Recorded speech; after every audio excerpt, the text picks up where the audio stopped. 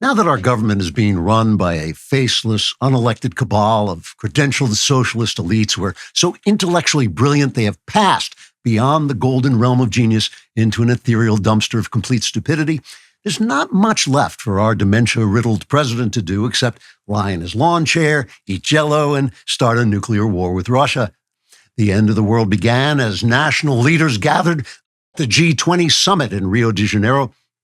where President Biden was disappointed to learn that Peking lame duck did not mean that dinner was Chinese takeout, but just that he had to stand behind Xi Jinping in the group photo.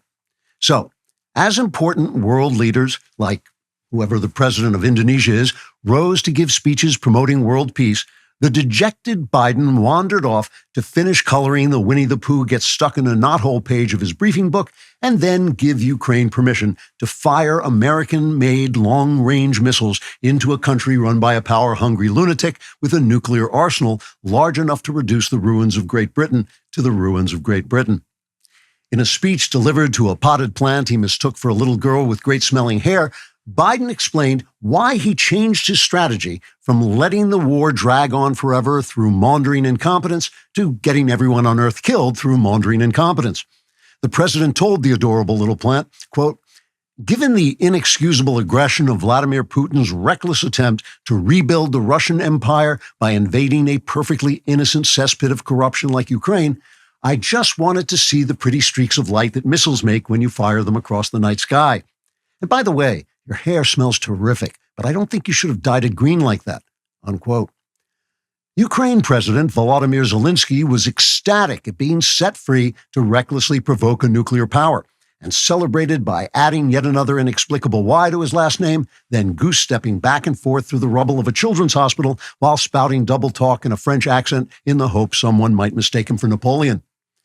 Russian President Vladimir Putin, meanwhile, responded to the attacks by lowering the Russian standard for nuclear retaliation.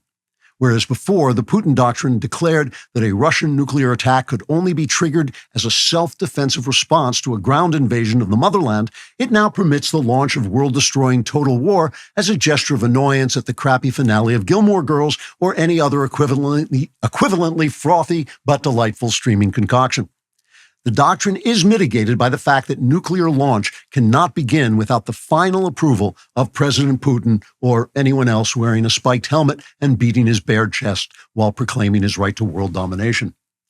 Among political conservatives, the sudden launch of American-made missiles from Ukraine into Russia set off a round of wild speculation as to Biden's motives. Some claimed that the president had set World War III in motion as a reaction to the recent election results, because he felt a series of bright explosions that turned the sky into a sparkling wonderland of irradiated human ash would be an appropriately spectacular way for him to celebrate the defeat of Kamala Harris after she humiliated him by forcing him to abandon a presidential campaign that he would absolutely have won had he still been alive in any meaningful sense of the word.